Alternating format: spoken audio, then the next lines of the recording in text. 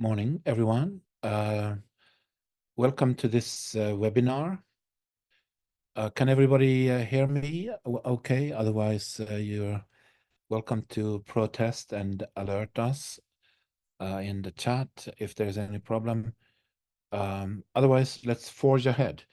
My name is Magnus Fiskesjö. I'm a board member of the Center for Khmer Studies.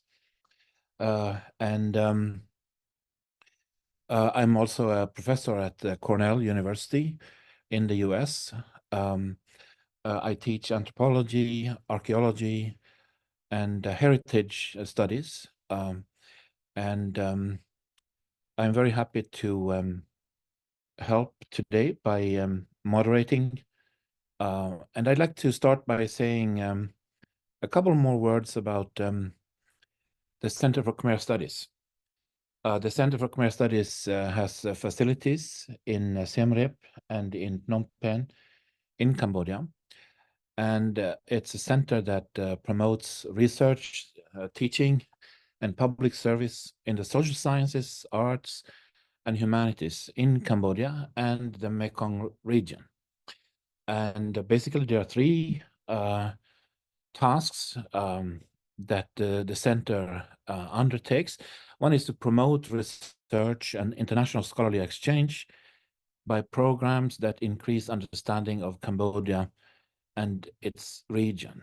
And also to strengthen Cambodia's cultural and educational structures and integrate Cambodian scholars in regional and international exchange. Obviously, today's webinar is one part of this kind of effort to create the kind of opportunity to about new research and engage in dialogue about it. Our center also partners with colleges and universities in Cambodia, in the US, and beyond. One example is at my own university at Cornell, we organize a winter course in January, which I will lead this coming January, with the help of the Center of Khmer Studies in Siem Reap to study Cambodian heritage and what it means today. That's one example. Another example is how the center also offers its own language and culture program, which is an 8-week program in the summer, which is very popular. I just learned that our speaker today, Cheryl Yin, has actually also attended that program earlier. And she's also been a fellow at the center. So I should say welcome back. And let me turn to introducing our speaker. Cheryl Yin is currently an assistant professor of anthropology at the Carleton College in the US, in the Department of Sociology and Anthropology there. She is a linguistic anthropologist with expertise in Cambodia and Khmer or Cambodian language. And right now, she is in Cambodia undertaking research, and she's currently working on also working on revising a book manuscript, which is tentatively entitled "Language and Morality: Being Modern in Early 21st Century Cambodia."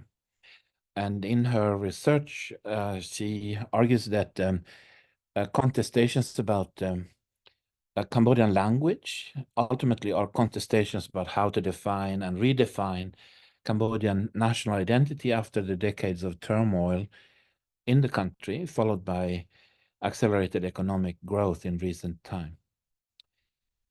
Cheryl was born and raised in Long Beach, California, and is a first-generation scholar, earning her BA from Pitzer College before receiving her MA and PhD in anthropology from the University of Michigan in Ann Arbor. Before starting at Carleton, she was a Chancellor's Postdoctoral Fellow at UC Berkeley in the Department of South and Southeast Asian Studies up until 2023. Her topic today is extremely fascinating. The title is Why is God Angry? debates surrounding the expansion of moral concern in Cambodian Christian settings. And with that, I'd like to welcome our speaker on behalf of the center. And once again, I'd like to say welcome back, since you have visited more. And I'm turning over the microphone to you, Cheryl. Very welcome. Yes, thank you so much, Magnus. Let me share my screen. There you are. But yes, before I begin, I also want to make sure I thank Magnus for your introduction and also for your moderation of the Q&A later. But also I want to thank CKS for funding my project in 2014 and for their continued support in the years since, especially with organizing this talk. So I will begin. So my talk is Why is God Angry? Debates surrounding the expansion of moral concern in Cambodian Christian settings. Even though I'm not Christian or a religious scholar, while doing research in Cambodia, I became friends with a few Cambodian Christians. Through conversations with them, I learned that there are several different Bible translations in Khmer. In the older Bible, also known as Khmer Old Version or KOV, God refers to himself as I'm, the first person, I or me. But in newer Bible translations, God uses the pronoun yeung to refer to himself. My friend Jenda, a Christian woman in her 30s, told me that whenever she reads the older Bible, she asks, why does God sound angry? Why does God use the word I'm? Because that is how parents talk to children when they're angry. Jenda prefers the newer Bible translations because to her, God sounds a little bit nicer. Oh yeah, so yeah, she asked, why does God use I'm? Why does God sound angry? So my research is about Khmer honorific registers and how they're changing. So you might be thinking, okay, what are honorific registers? Let me give you one explanation from Mr. Bick, a university professor in Battambang. He told me the following information about the Khmer language. When it comes to eating, there's differentiation. If someone is higher status, older, during the sabai, can't use the word niam. That's from this period. The respectful traditional words are during the sabai or during the bai. Regarding equals, it's seat by. Rude words, bad words, cha chom, broken down through. If someone is higher than your mother, like a monk, ni mun chan. If royalty, soy groya. That is the language of eating. When speaking, it's differentiated. You cannot not differentiate. If you speak incorrectly on this subject, they'll say you're rude, don't know how to be polite. Yes, don't know how to be polite at all. So these different styles are what I refer to as honorific registers. So all languages have honorifics or different styles of speech. Think about the words that you would use with your friends versus how you would talk to a teacher, for example. So here I was trying to be funny, but I was trying to think of different eat words in English because we also have different words for eat in English, right? So there's formal words like dine, you have slang like notch or also animal words. We also have animal eat words in English like graze, gobble, peck, wolf down. But I would say that these differences are just a little more salient in Cambodia. You rarely hear English-speaking parents telling kids, use the word dine when you're talking to someone older than you. But in Cambodia, parents do this all the time, right? Parents will tell kids, oh, you have to use the word yam. You have to use the word bisa.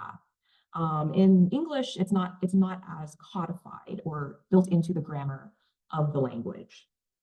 And so in doing my research, I wanted to visualize and illustrate Khmer honorific registers, but how many are there? So according to Dr. Jan Samnap, he says there's 3. There's the royal, Buddhist, and then ordinary. But Dr. Madeline Ehrman and Kim Saw, there are 5. They said royalty, clergy, formal, ordinary, and vulgar. And so I actually decided to combine both of these kind of visualizations.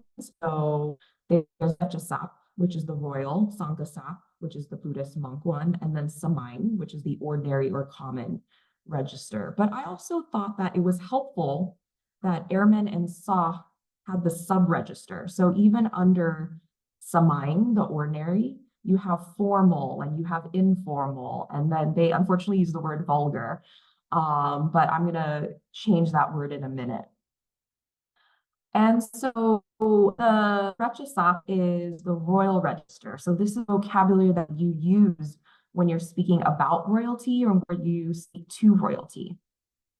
And the Sangasap is when you're speaking to monks and when you're speaking about monks.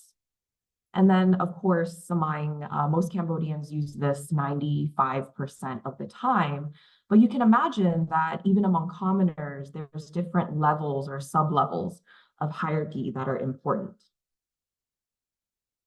So this talk will be concerned with the lowest register, which I have renamed the non-honorific. So the first person pronoun ein from the beginning of my talk also falls under this register. So my interest in the Khmer honorific register stemmed from my upbringing from Long Beach, California.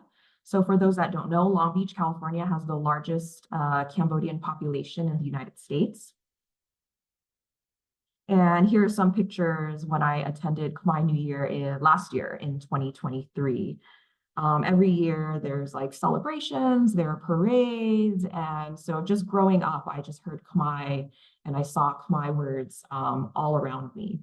And now I live in Minnesota. So the Khmer population there is smaller, but it's still very close-knit. So just in April, I celebrated Khmer Year at 2 different Cambodian temples, one in Hampton, Minnesota, and one in Rochester, Minnesota.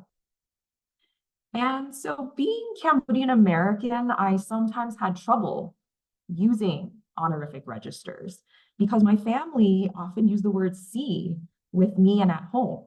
But when I use the word si for eat with other Cambodians, they would laugh at me and they would say, oh, you know, you're supposed to use the word yam. But remember, Mr. Pick, he said that you're not supposed to use the word yam with people older than you. You should use the duotien or bisa. So, you know, what's going on? So this is why I wanted to do research on the Khmer language, because growing up in the United States, feeling like I was never good enough, never fluent enough in Khmer, I wanted to learn more about my heritage language and understand, you know, how do Cambodians make sense of their honorific register? And so before I get into my data, there are 3 things I want to make sure that I make clear about how linguistic anthropologists view language. So number 1 is language variation is normal.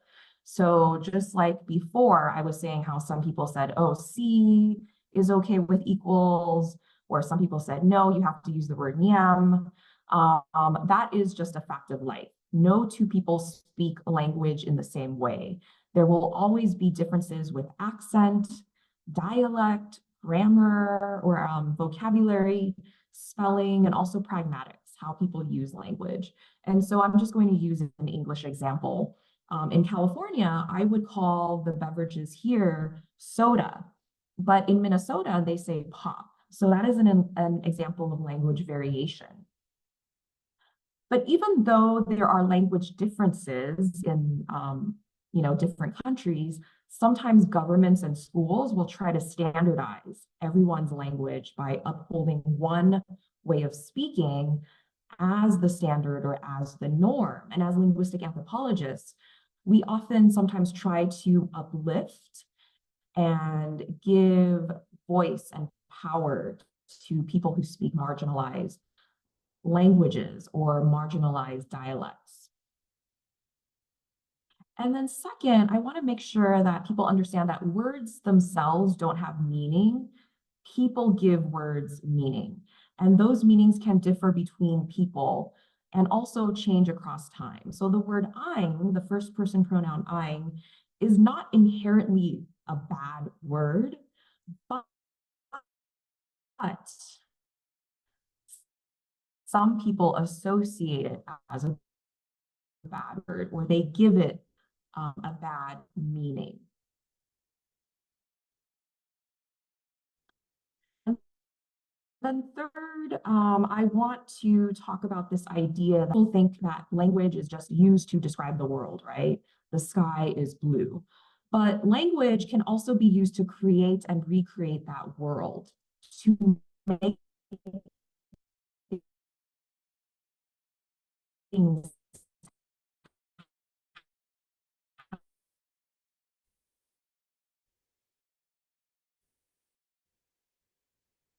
Yeah, so even men, there's this idea that we should not use the word policeman, we should use the word police officer, because that gives more inclusivity and the possibility that police officers can be women too.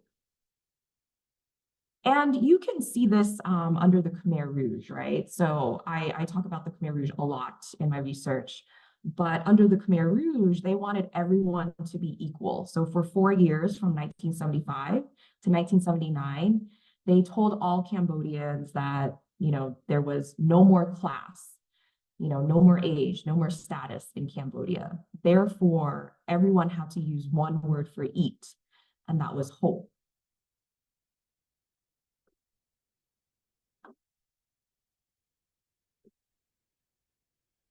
And so the data from my book comes from fieldwork in Cambodia in the summers of 2012 and 2013, and then my long-term fieldwork from 2014 to 2016.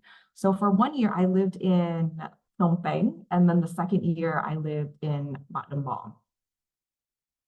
So as an anthropologist, I conducted participant observation, which means I spent time with people. I had dinner with people. I would go to the park or walk around the riverside. And I also attended religious services like Buddhist temples and Christian churches. And as a linguistic anthropologist, I also relied on language in the media. So textual language, like on Facebook. So here's an example of a Facebook post that I analyzed in my book. And I also looked at language being used on reality shows like The Voice Kids Cambodia. I was interested in how people talk to strangers when they meet. So my book manuscript is trying to argue that Khmer honorific registers are being flattened. So flattened from above, but also flattened from below as well. So from above, I think most Cambodians are less fluent in the royal and monk register. And it's not because they are avoiding it. It's more because it's less relevant in people's lives. But from below, Cambodians are actually actively avoiding the non-honorific register. And that is what the rest of my talk is going to be about. Why are Cambodians trying to avoid language from this register?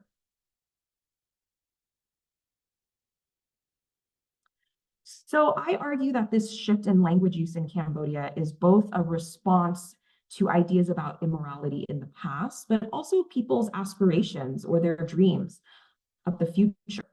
So I coined the term moral circle of honorification to describe this. So I borrowed this concept of the expanded moral circle from Webb Keen. So according to him, it's believed that people in the past only cared about their friends, their families, and people that live nearby or in their village. But through modernity, we believe we should care about all people, even people in other parts of the world we've never met. We also begin to care about animals and the environment. So my term, the moral circle of honorification, brings in language to talk about this moral expansion. So there are ways of speaking that make it sound like you don't care about people, that you don't respect them. And then there are ways of speaking that do sound like you care about them, that you are expanding your moral concern. And so in Khmer, I argue that the non-honorific register, the register where we find the word "aing" and the word "si" for I and eat, is an example of this smaller circle, this less moral concern. But other pronouns like yeung, for example, makes people feel like you respect them, that you are giving them more morality. And in my book manuscript, I talk about how the non-honorific register and words like "aing" remind Cambodians of the past, a past when Cambodians were poor, uneducated farmers, a past when there were cruel superiors, and a past that involved the Khmer Rouge genocide. But for the rest of this talk, I'm going to focus on the cruel superior, and I think God is a very good example of how he was a cruel superior in the past. Okay, all right. So although Christians only make up 0.4% of the population in Cambodia, efforts to translate the Bible into Khmer, particularly God's speech, reveal Cambodians' changing attitudes toward the non-honorific register, specifically the emergence of newer ideals about an expanded moral circle of honorification. So in Christianity, there is consensus among Cambodian Christians on how to talk to God. So most Christians agree that when you talk to God, God is almost like a king. So they would use the royal register to talk to God. But where Christians disagree, however, is how God should talk to people on earth. So in the first Bible, the Khmer Old Version, or KOV, published in 1954, God's first person pronoun when he spoke to people was "aing," which is I or me, but also "aing," which is you. And they are both part of that lower non-honorific register. So here's an example from the 1954 Bible, the translation of Isaiah 45:4. So here God is talking to Jacob, and God says, "I'm what's it? I have called Aang by Aang's name." So sorry, I have a little typo in Khmer. But he says, "I will call you by name," but the pronoun I is Aang, and the you is Aang. Aang ban hao, Aang ban hao Aang tam shmoh Aang ni. And so Jannah, like I said in the beginning, when she reads the older Bible, she asks, why is God angry? Because every time, she sees the word "aing" and "aang," it reminds her of her parents. That's how parents talk to children when they're angry. So Chanda, like many younger Christians, uses the newer Bible, the Khmer Standard Version. So this version came out in 2005. This Bible dramatically changed God's pronouns, replacing it with the informal formal register from above. So no longer using "aing," but the word "yeung." So here's the same passage, but from the 2005 Bible. Here, God says, "yeung call net by name, yeung how net jam chmo."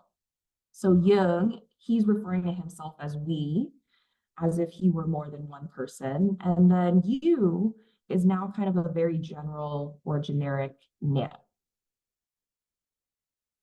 So when I visited the Bible Society office in Phnom Penh, the organization that publishes Bibles in Cambodia, a staff member named Bora, or I'm calling him Bora, that's not his real name, he was confused why I was interested in Bible translation, but he agreed to sit down and talk to me.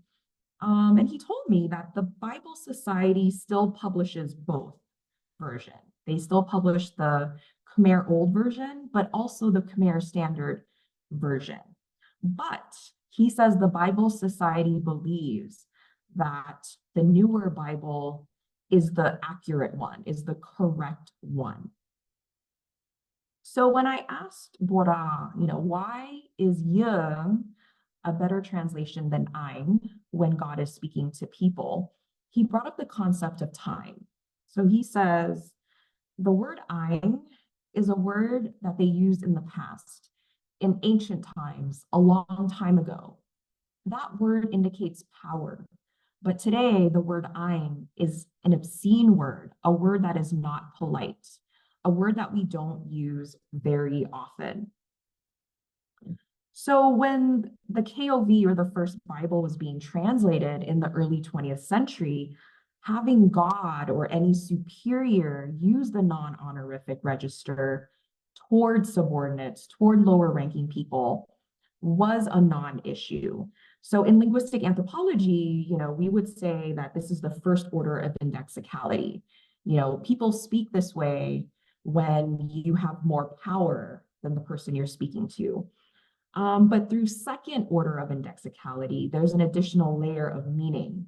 And when people hear the non-honorific register, they think it's cruel, they think it's angry, they think it's impolite. So Bora and the Bible Society imply that, yeah, that language was okay 100 years ago, but today people do not use the word ein. So the Bible Society had to retranslate the Bible for modern day Christians with newer ideals. So Christians who prefer the KSV, the Khmer Standard Version, they prefer that Bible because they feel like God is extending his moral circle of honorification to them when he uses the word yeung. But in the old version, when God uses ein, it makes people feel disrespected, right? It makes them feel small. But there are still some churches that use the old Bible, the KOV. And I got to visit one of those churches in Battambang. So Pastor Chai, again, not his real name, but Pastor Chai and his family welcomed me into their church in Battambang, which is also their home.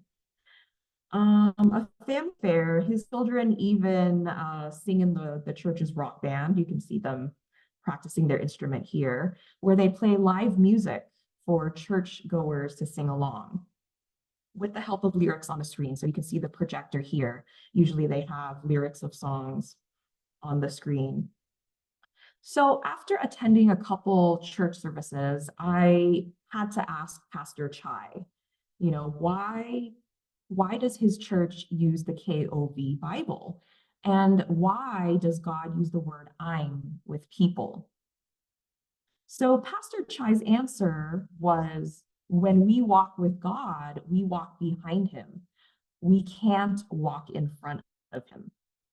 So according to him, God was the ultimate leader. And Pastor Chai believes that God can speak that way to him if he wanted to, and Christians must obey God.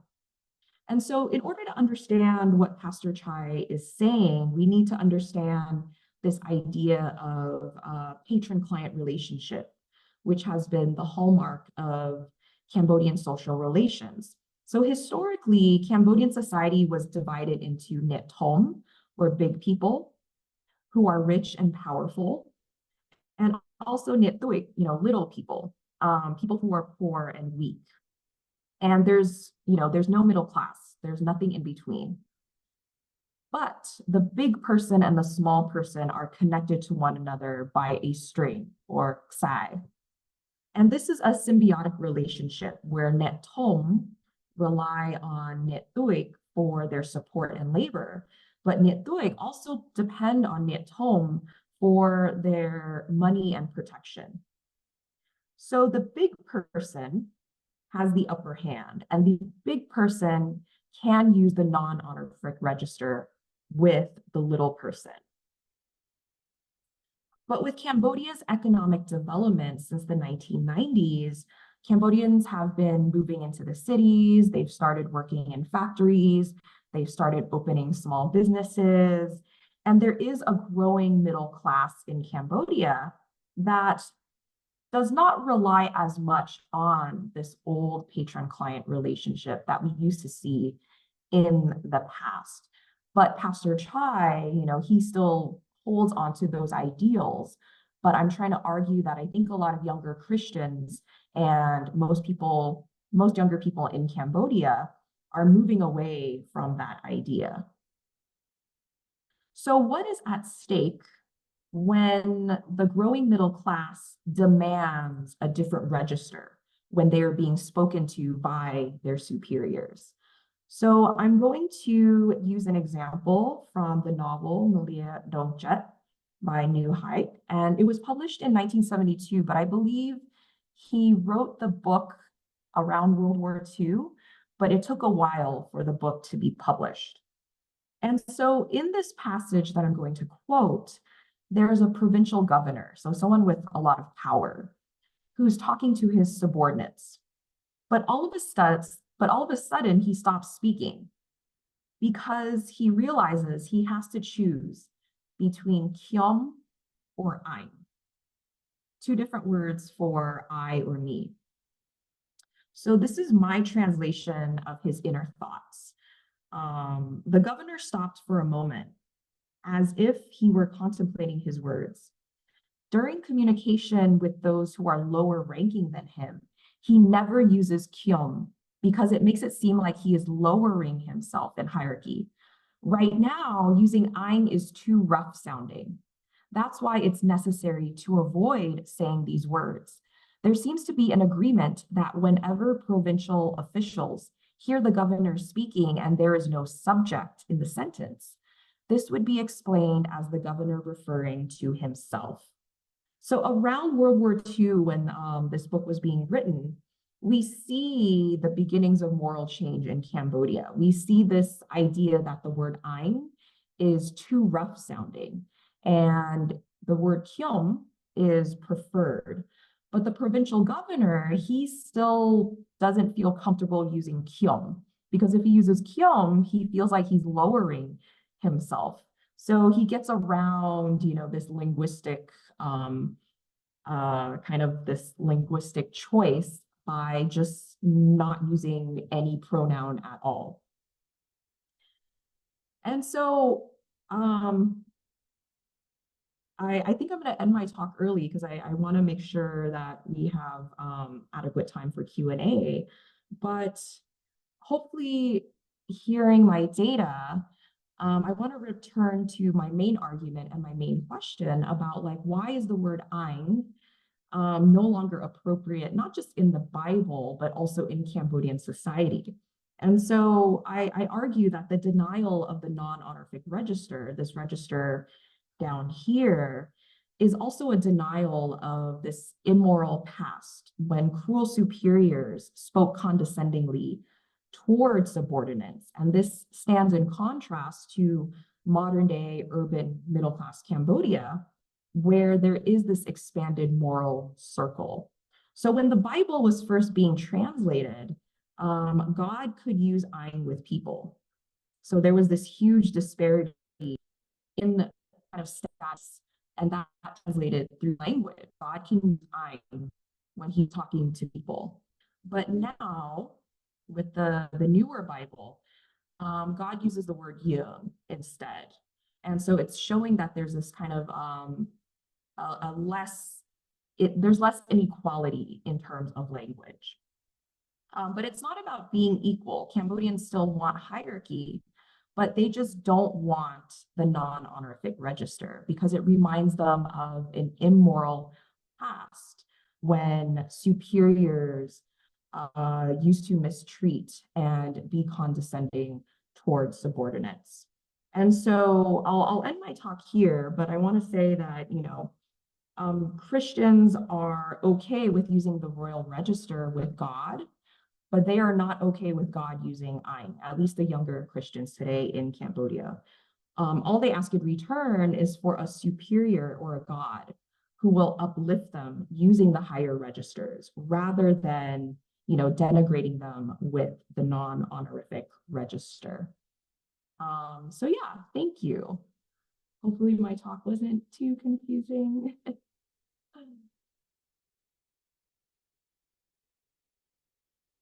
Sorry, I know that was a bit short. Thank you very much.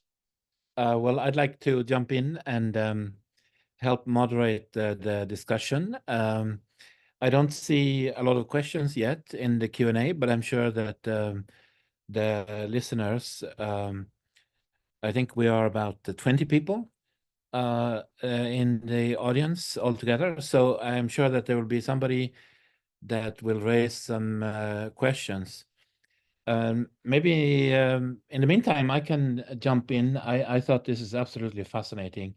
And I think that your talk, your research, it really highlights the power of linguistic anthropology to study language and how people use language as a part of society, as part of culture. It's really quite powerful and productive, I think. You're able to zero in on these social changes and changes in the way people see social morality from looking at these detailed aspects of how people use pronouns or not use pronouns.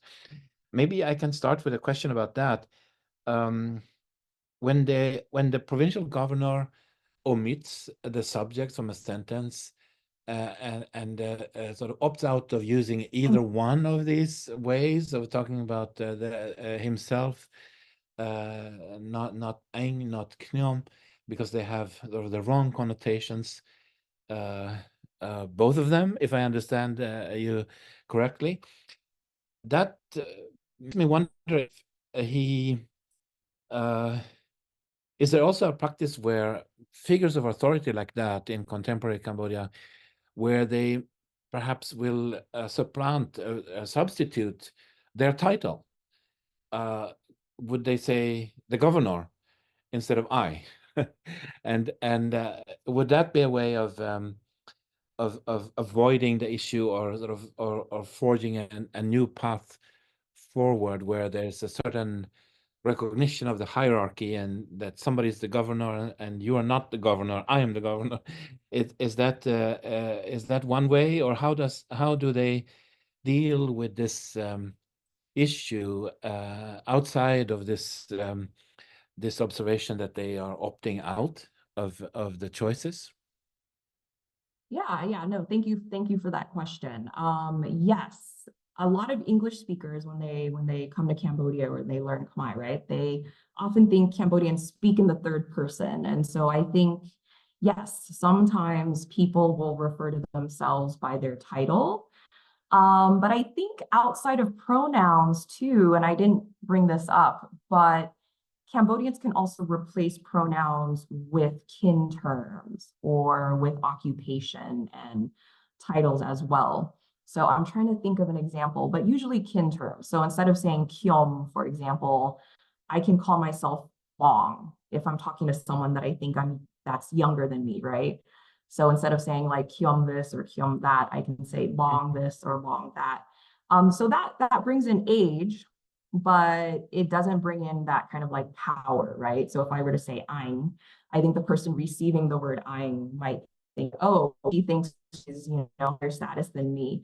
But using the word Bong or like another kin term, I think shows a little bit more intimacy. At least that's what Cambodians think. They feel like, oh, if that person uses kin terms like Bong or Bon, it feels a little more intimate. But yes, that is what I'm interested in, is how people work around things like that. So for that novel, because it was still new for the governor, the word Kyom, I mean, the meaning has changed, but I think when you say the word hyom in the past, it used to mean slave. It used to be your way of saying, like, I am your slave. And that was why the governor did not want to use the word hyom. And that's why God doesn't say hyom in the Bible, right? That's why God uses yeung. And I think I remember hearing that, yeah, that was the reason why Bible translators decided, we cannot have God use the word hyom. He uses the word we, like the royal we.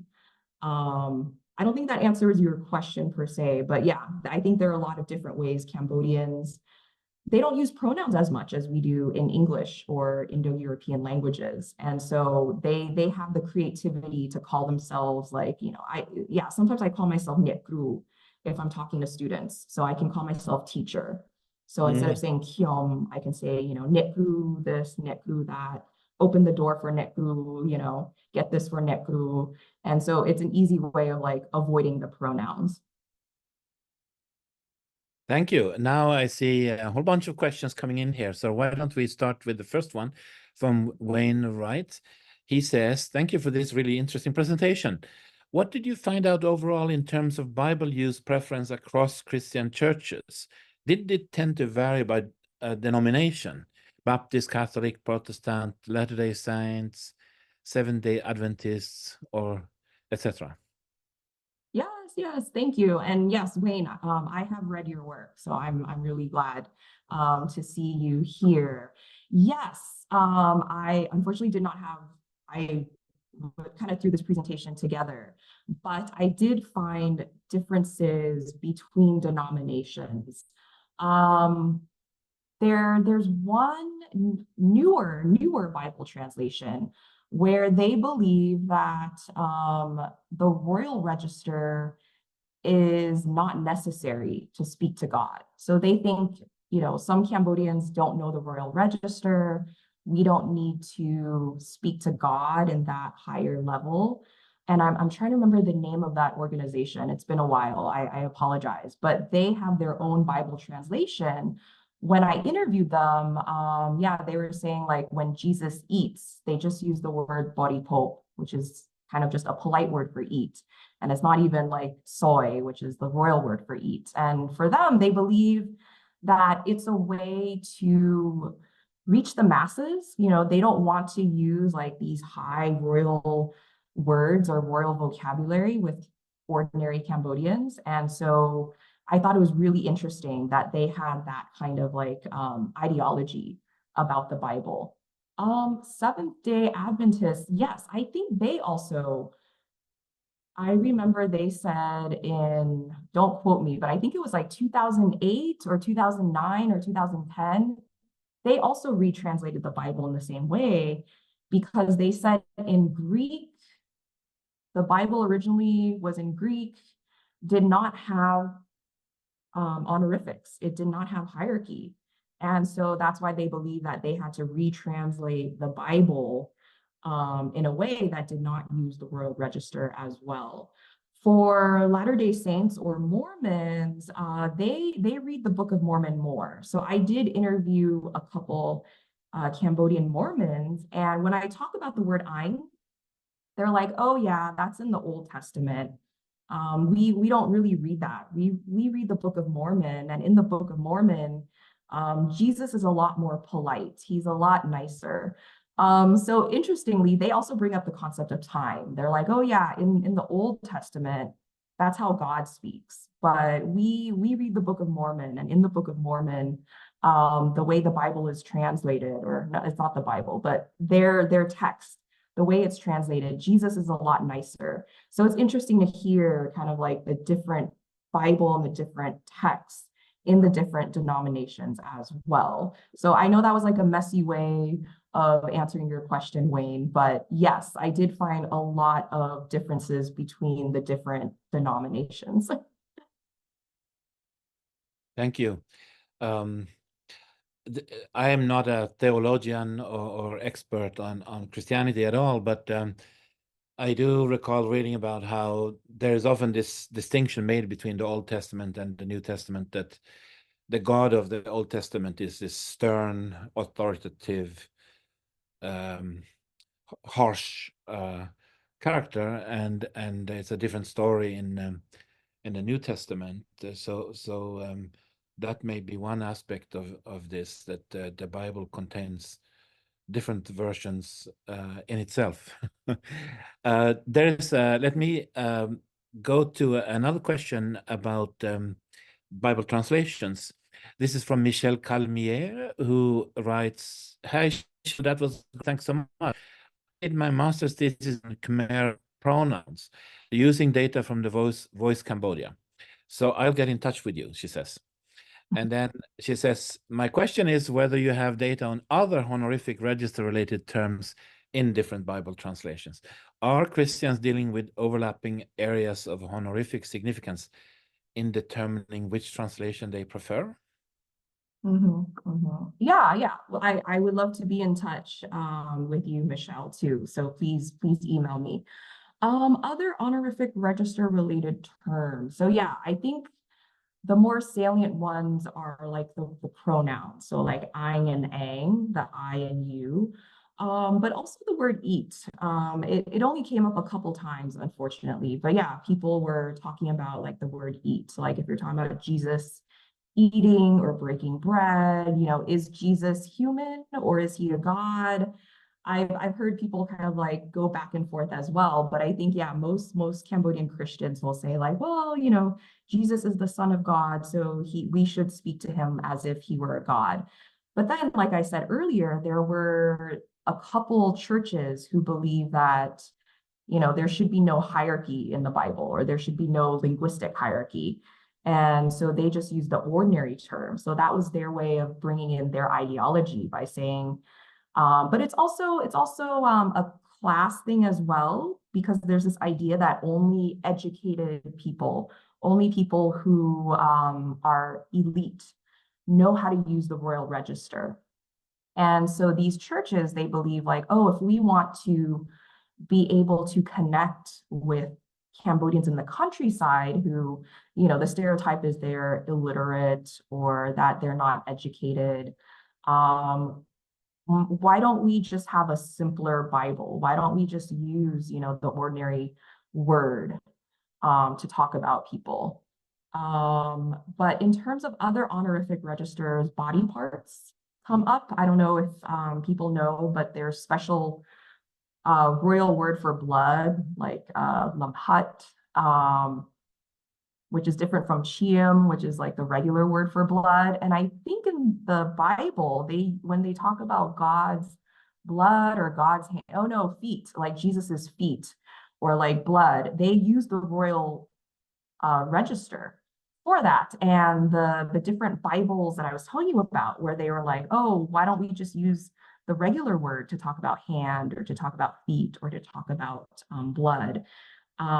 So it's interesting. So I don't know if I'm answering your question, but all I'm saying is there's still a lot of debate between different churches or like different people who hold different Bibles. And when I was here about 8 years ago, I feel so bad, I'm blanking out on this organization, but they were trying to retranslate the Bible in their own way. So hopefully that answers your question. If not, please email me. I would love to read your master's thesis. Thank you. And let's jump to a question from a question about the Khmer Rouge from an anonymous attendee who asks, did you research that the word hope was originated during Pol Pot's regime? Do we know about that? Yeah. So the word hope did not originate during the Khmer Rouge. It was the word that a lot of farmers would use. Farmers in the countryside tend to use the word hope and sometimes the word see when they talk about eating. And so when the Khmer Rouge came into power, that was their way of wanting to create kind of like an agrarian farm, kind of like farmland utopia. So they wanted everyone to talk like a farmer. So it wasn't a word they invented, but it was a word that already existed that farmers were using. So when you hear the word hope, it's usually someone from the countryside. But if you hear the word niam or eat, it's usually someone from the city. And it's interesting because that is how the Khmer Rouge would identify people. If you use the word niam and pizza under the Khmer Rouge, they'll be like, you're a bourgeoisie, you're from the city, you're an urban person. And for people from the city, it was very hard to switch. If you're so used to using the word niam and pizza, having to be told like, oh, you have to use the word hope now. For people in the city, it was so hard. It was so hard for them. It was very weird. They never used the word hope. But you can imagine that people from the countryside, when I interviewed them, they were like, oh yeah, we use hope all the time. So for them, using the word hope was, for people in rural areas, it was very, very easy. The only thing that was weird for people in the countryside was the word mit, which is comrade. That was the only weird thing for them. They're like, oh yeah, we have to call everyone mit under the Khmer Rouge. And that was probably the only linguistic thing that they would bring up as something that was very strange for them. Can I squeeze in a question about the Khmer Rouge from myself? They proclaimed equality, but of course there was also inequality. Yeah. We've all heard about the brother Naumann. So some brothers are more equal than the others.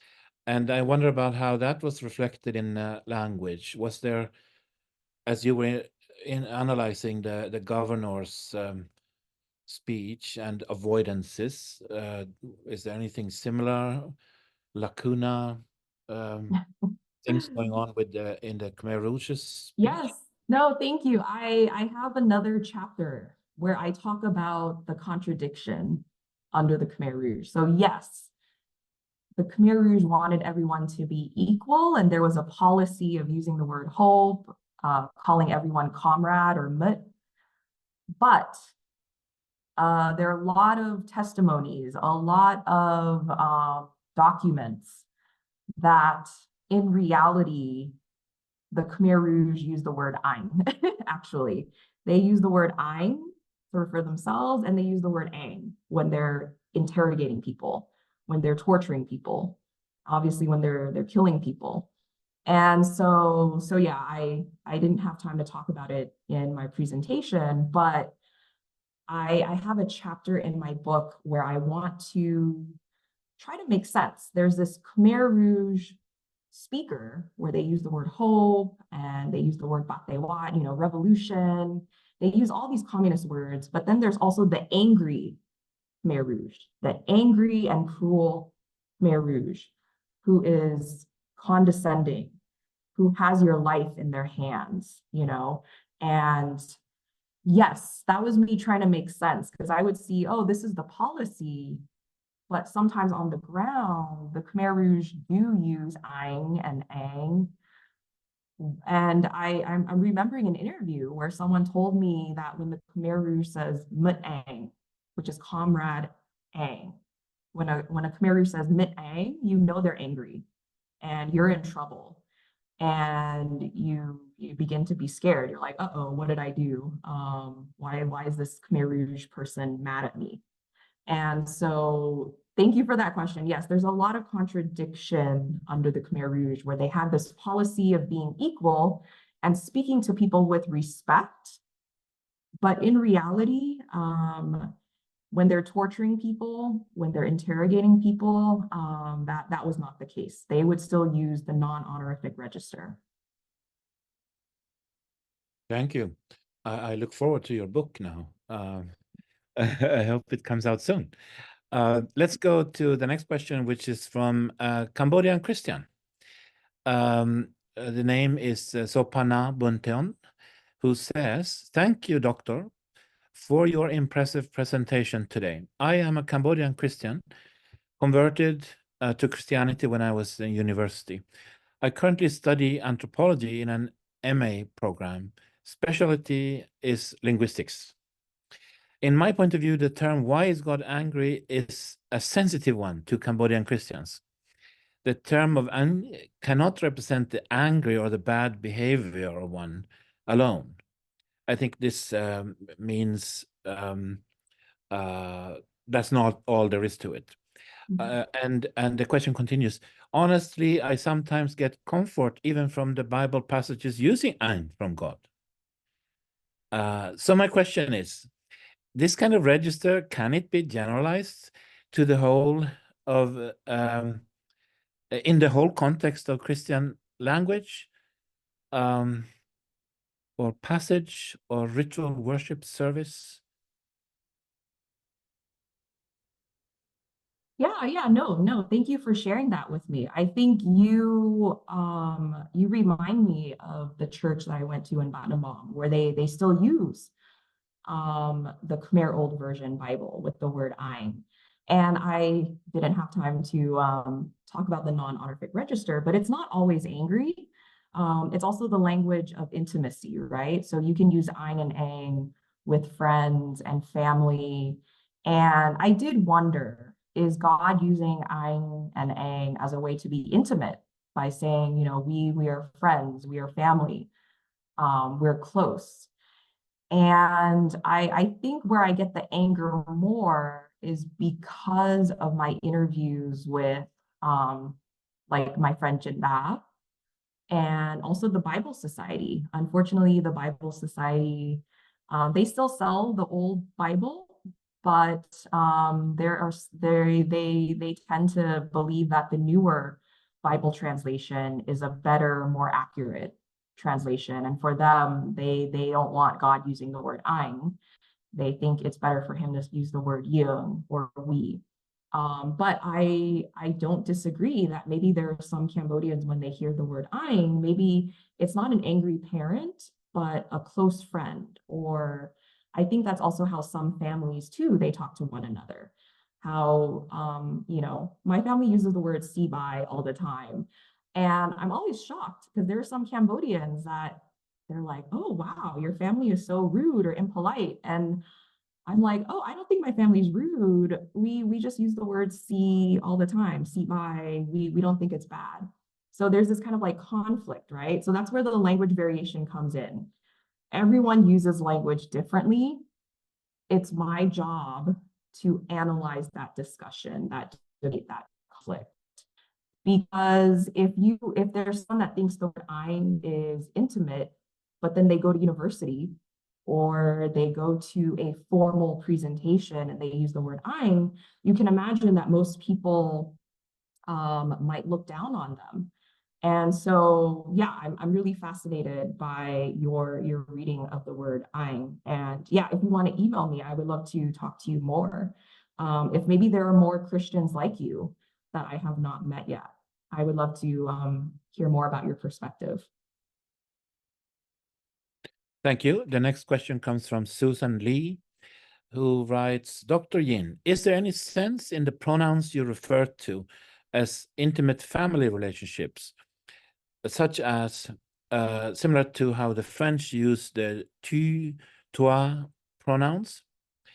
When God speaks to humans, is it condescending or is it affectionate as the mother speaks to her young child? Or are family relationships in Cambodia more hierarchical than affectionate and intimate? Yeah. So that kind of overlaps with the last question is, yes, I thought about this as well. So in translating Khmer honorifics to people who speak French or Spanish, you know, it is like the T, the tu, right? But you wonder, is it TT? Is it, you know, are you both being intimate by using tu and toi together, like tutea? Or are you being referred to as tu, but you have to use vous back? So it's this, so it's the latter that I think the Christians, at least when we think about the Bible, I think they feel like it's the inequality of where God is using tu, but, oh, sorry, it looks like my internet is unstable, but I will keep speaking. But you have to use vous with God. So God is using tu with you, but when you talk to God, you have to use vous. But in Cambodia, it's not just vous, it's the royal register. Instead of saying kyom, you have to say topongkom, jia kyomacha, topongkom. It's like such a long pronoun to use when you're talking to God. But yes, so when I translate this to Indo-European languages, there is this idea that maybe it's intimate, but I think the problem is Christians cannot use the word ein back with God. So that's why there's this inequality where it's not that intimate. I don't know if that makes sense. But yeah, I studied Spanish more than French. So my analogy would be with tú and usted, where, you know, when you talk to someone older than you, you use usted, but they can use tú with you. Thank you. Yeah, I'm thinking of the parallels with, for example, Japanese and also Javanese, where they have these different register and they're very preoccupied with how they use them. The next question is connecting back to the Khmer Rouge use of abandoning the word ein. So Moni Paul writes as follows: according to the book Proleng Khmer by It Saren, who traveled to the Khmer Rouge strongholds in the early 1970s, the Khmer Rouge at that time already forbade the use of the word ein. Since that time, it seems to serve as camaraderie, to promote camaraderie, but it actually destroyed the sense of intimacy of family. Yeah, no. You also bring up the conflict as well under the Khmer Rouge, where they said, okay, everyone has to be equal.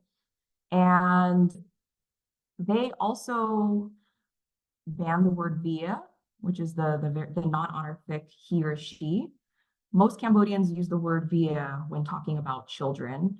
But the Khmer Rouge said, no, you have to call children quat, which is a more formal way of saying he or she in Khmer. And I also had interviewees who said that the Khmer Rouge also banned, for people that don't know Khmer, it might sound weird, but if you know Khmer, it's the ah, you know, when you put ah in front of someone's name. In Cambodia, that can be considered rude, but it's also a way of showing intimacy, right? So if you say something like, let's say someone's name is like Dati, ah Dati. If you say ah in front of their name, it could mean you're angry, but it could also mean you're very close friends with them.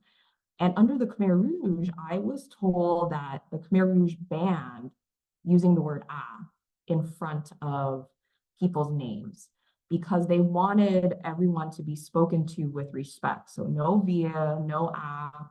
And I didn't hear about Aing, but I'm not surprised. Aing also is part of that non-honorific register where they wanted to elevate everyone and you called everyone comrade or mud.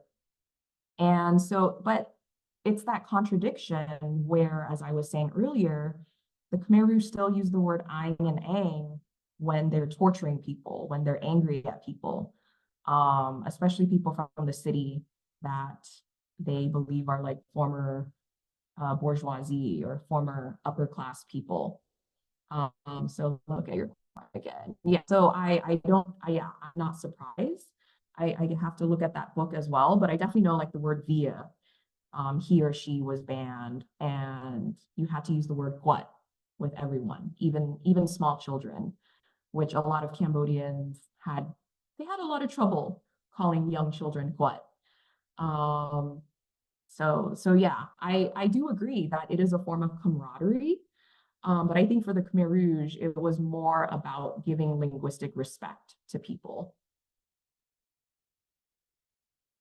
Thank you very much. As far as I can see, we have covered the questions that were posed in the Q&A. I have a bunch of other questions. I personally, I don't want to ask them all, but I have to ask about the animals, because you made this intriguing comment at one point during your talk that this interest in how can we put it, tearing down barriers, that's not how you put it, but promoting equality and not having people speaking up or down to each other, that general trend in society which you were identifying. In that context, you also mentioned how people have begun to look at animals in a new light, which I think is something that's happening around the world, that we used to be pretty cruel to animals, especially pack animals or service animals, but also wild animals. And now around the world, there is this trend that we should look at them as fellow living things, etc., etc. So that makes me want to ask if this trend that you're talking about, if it is extending to animals. I was in a class where we learned about how the damreng, the elephant, see how it was eating grass, and that was the word to use because it is an animal. And now, so then I wonder if see is a word that's disappearing or in falling into disuse because of these overall trends that you're talking about. What will happen to the way Cambodians talk about animals and what they do? Will there be sort of a granting of equal personhood to those buffaloes and birds and whatnot? Yeah, no, that's a good question. I have not looked at animals in my research, but yeah, my impression is people will still use "see" with animals because well, what I found is most about humans. Like if they hear the word "see," they'll be like, "Oh, that's an animal word." They'll say, "Don't use the word "see." A Khmer teacher told me that one time. I forgot why I used the word "see" in class, and she was like, "Oh, C is for animals, animals only. You never use it with humans." Obviously not true. Cambodians use "see" with humans all the time. But I think for someone like her, she believes like, oh, the word "see" is the only word you eat. Sorry, the only word for eat with animals. But you do bring up an interesting question. I only have one data point. And there was a campaign for Cambodians to stop eating dogs. And I saw a post on Facebook of a dog holding a sign. I don't think the dog was holding the sign, but I think the sign was in front of a dog. And I think it said Som Gom Boripok Nyong. Like it was like, please do not eat me. But the eat that the dog was using was the very polite eat. And I think it used kyom too. So it was the dog speaking, but using a very polite word, like, please do not eat me. So it was like a campaign to ask Cambodians to stop eating dogs. So it's interesting that the people behind that campaign, or maybe the one person who is passionate about not eating dogs, decided to translate the word eat in that way. But yeah, that's the only one data that I saw. I believe Cambodians still use the word "see" with animals, even dinosaurs. I accidentally used the word "yam" with dinosaur. And some Cambodians kids laughed because they're like, dinosaurs don't yam, they see. Thank you. That's is fascinating. We have another question that came in, continuing the discussion of the Khmer Rouge. Scott Pribble asks as follows: did the Khmer Rouge promote the use of non-gendered language? According to the memoirs, they used the terms old people and new people, but they did not say new woman. Linguistically, I actually don't have any data. I just know that the words that they do promote are already gender neutral to begin with. So like the word "what," for example, is he or she. You can use the word "what" with any gender. And that was the pronoun that most Khmer Rouge, um, that was the pronoun that the Khmer Rouge wanted everyone to use with children, with men, with women, with old people, young people. It was the word "what." I'm trying to think. I know they definitely promote gender equality by cutting people's hair or cutting women's hair short and making everyone dress the same way. But in terms of gender neutral term, yeah, I think the word "mut," I think indirectly, when you call everyone comrade, that is another way of promoting gender equality, right? You're not calling someone Mr. or Mrs. or ma'am or sir.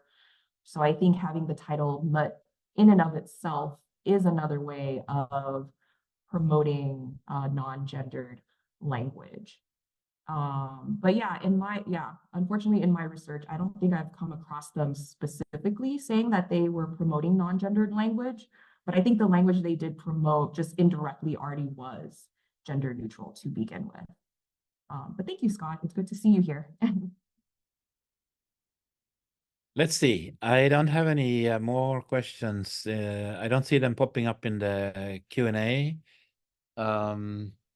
We could also wrap it up a couple of minutes early. Can I throw in one more? I think this is so fascinating. We've been talking mostly about Christianity, but Cambodia is predominantly a Buddhist country, and there's also the presence of Hindu gods. And so I also wonder about those gods. What about those gods? They have the Hindu gods have a certain presence in social life in Cambodia, and Buddha is everywhere.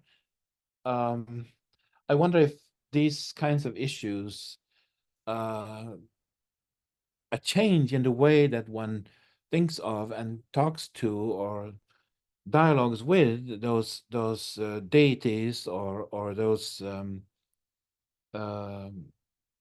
manifestations of the Buddha, is that also changing on in a similar way, perhaps, to what you have been describing for Christians? Yeah, not about the Hindu gods, but I do know when Cambodians talk about other deities that are like gods, they do use the royal register. And also when they talk about royalty outside of Cambodia, they also use the royal register. But the problem is most Cambodians do not know the royal register very well. I think they can listen. Like if they hear someone using the royal register, they can understand. But if you were to ask them like, oh, can you use the register yourself? I think most Cambodians would say no. They probably only know a few like yeung, yeung tho, yeung ma, that just like to go and to come if you're talking about royalty moving. But yeah, when it comes to Hindu gods, I'm sorry, I haven't done research on that. I thought you were about to ask about the monk register, which is Well, that's another way of speaking, yeah, which is also in decline. When I ask Cambodians, do you know how to talk to a monk? All of them say no. They say no. They don't feel comfortable talking to monks. And so that's another chapter in my book. Oh, fascinating. Now, I've been alerted to the fact that we have someone raising their hand, Avuti Chow, and you're welcome to speak and ask your questions to our speaker. Welcome. Okay, hello. Hello, could you hear me? Yes, we hear you. Yes. Please go ahead. Okay, good. Well, first of all, thank you very much for KCS for hosting this, and also thanks to Dr. Yin for come to share your research and your work with us here in sort of in the public audience or public area here. I don't have specific question, but I hope that by sharing some observation and comment, it might contribute to the discussion or the sharing space here.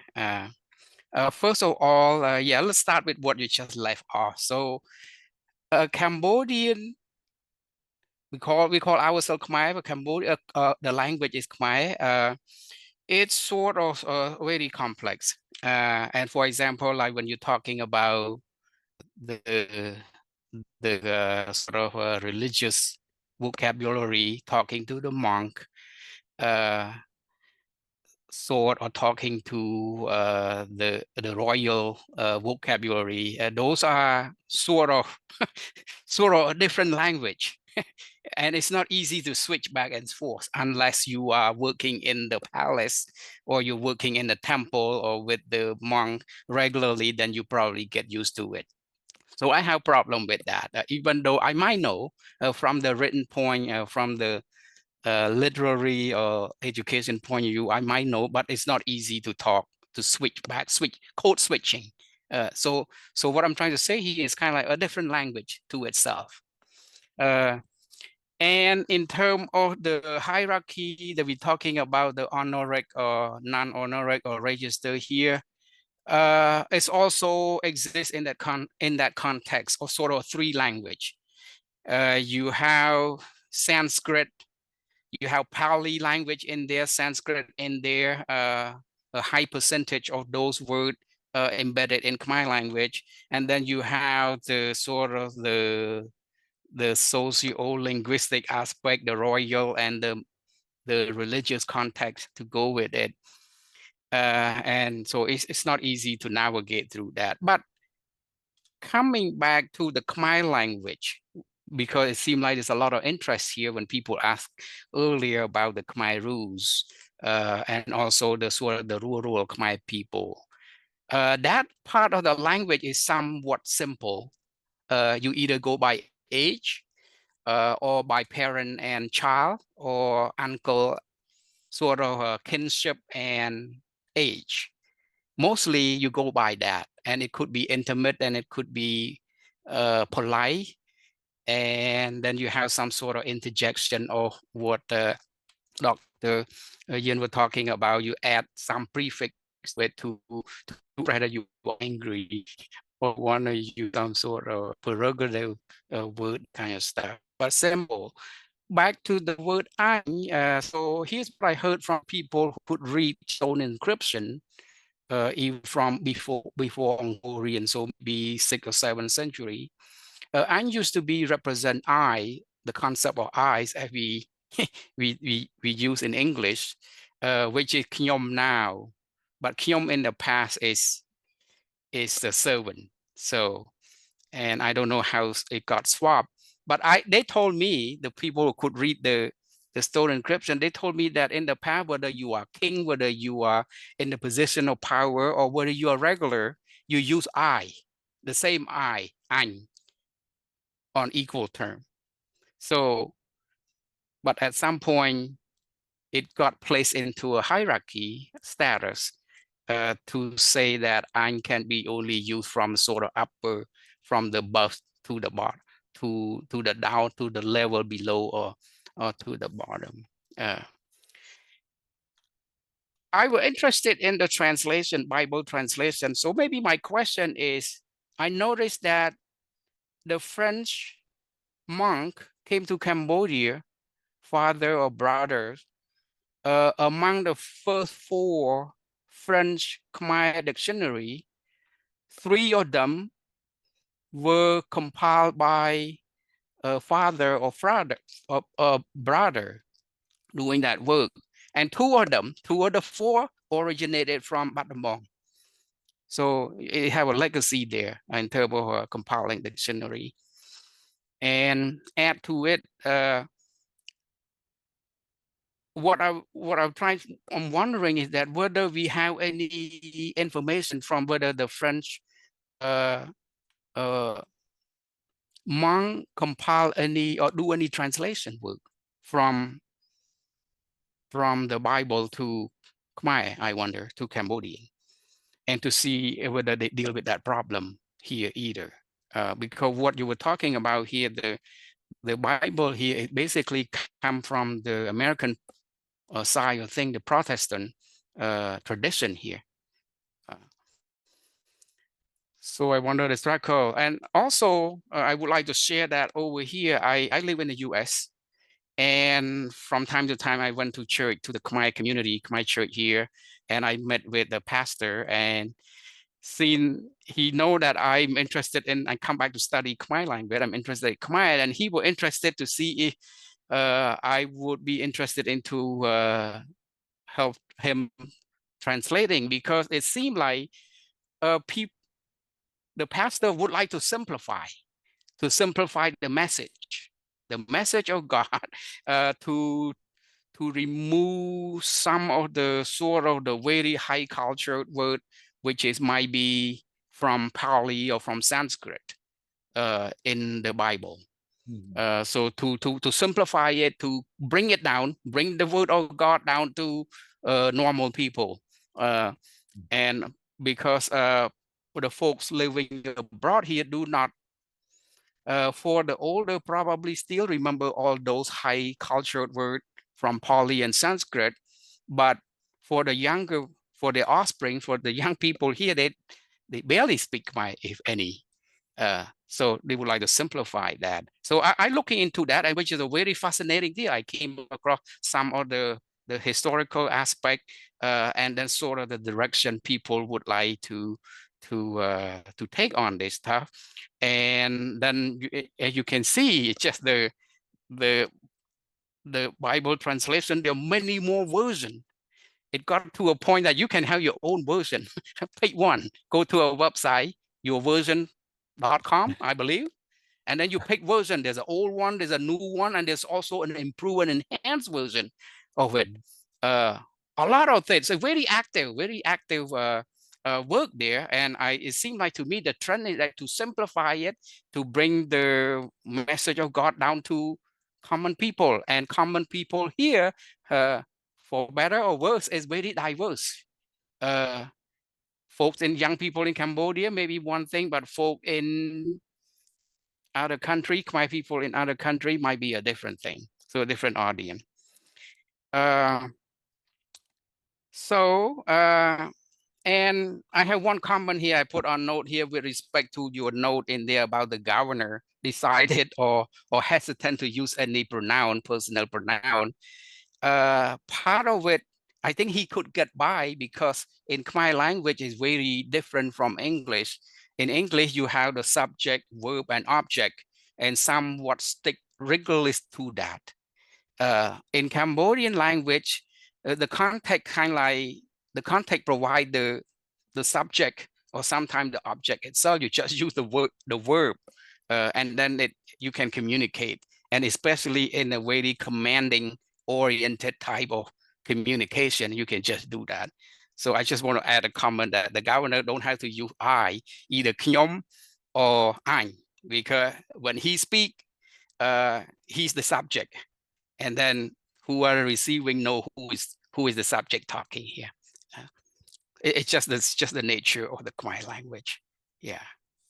So I'm going to pause right here for now. I might have a little bit more comment, but just would like to contribute if any information here. No, thank you. That was really great. And yeah, you're absolutely right.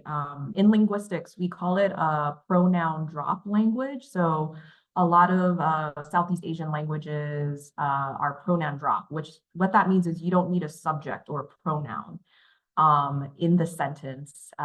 Usually you know who the subject is through context, like you said. So when the governor did that, yeah, it wasn't too out of the ordinary, but I think they were saying that he does it all the time.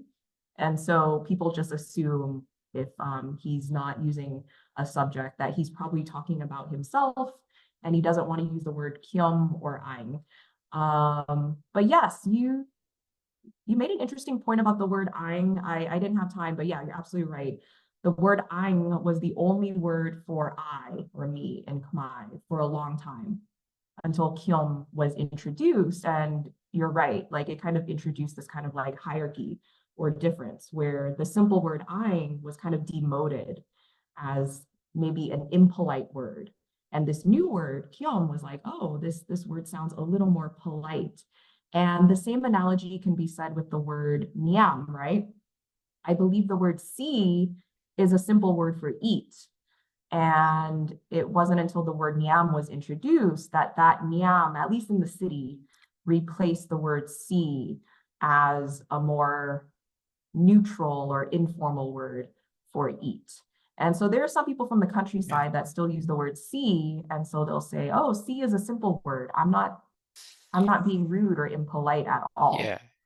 Nyam, if I may, Nyam, I think the head of the Hmong of Cambodia, actually, he's kind of like complain about it. Hmong is the city people, And yam is actually for the baby, for the toddler, for the young. It is a sweetie endearment words to maybe induce the children to eat it. But somehow it got on into the public for the people in the city. And he actually seemed to criticize that that's not appropriate when you use the word yam with the adult. Thank you very, very much for this insightful comments. We have only a few minutes left, and I'd like to squeeze in a last question which just popped up, if I may. It's from Jose Mora, who says, thank you for your presentation. From my perspective, the collapse of the education after the fall of the Republic is probably the turning point in the change of usage. I take that as a question which connects to what you were suggesting before, Cheryl, about the impact of teachers in telling students what the usage should be, as you mentioned, teachers do. And so, of course, if the education system collapses, this would have an impact. What do you have a comment on that last question? Yeah, no, it's an interesting comment, because how do I word this? You don't have to go to school to learn how to speak. But when you do go to school, that is where the institution kind of tries to mold you and kind of like shape you, right? And so I think, Jose Mora, your comment is saying, or what I'm reading from this, and correct me if I'm wrong, is maybe after the Khmer Rouge, the quality of education in Cambodia is very poor.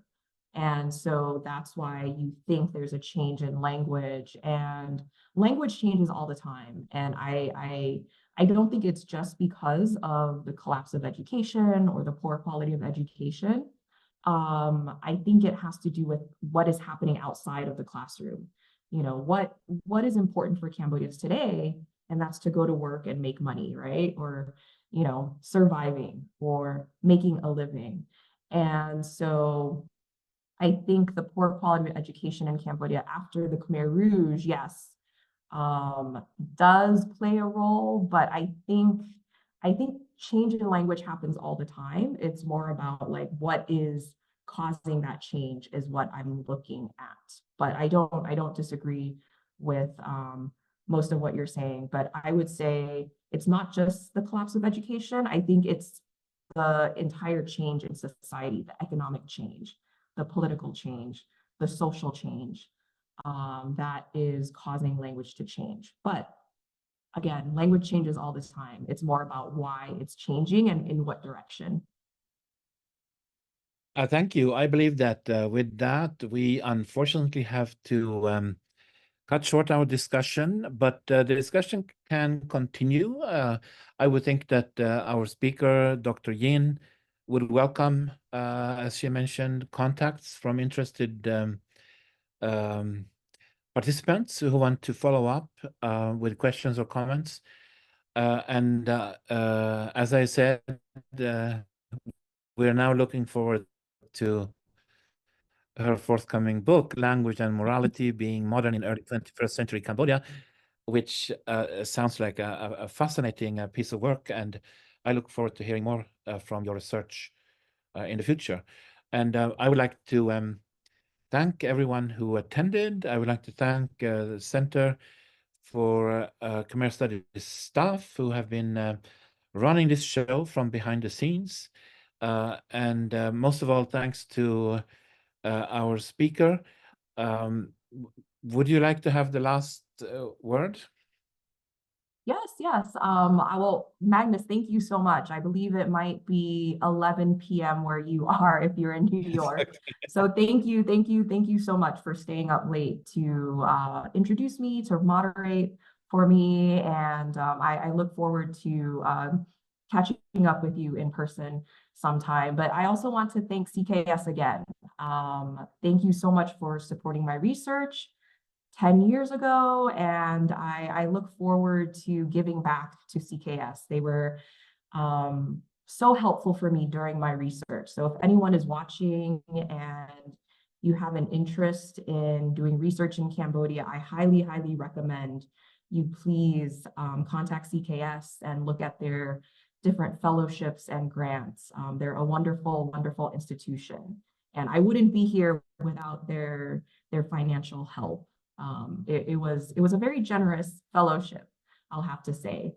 But thank you so much to the audience as well for coming to listen all around the world. So I really, really appreciate your support and encouragement. Thank you very much.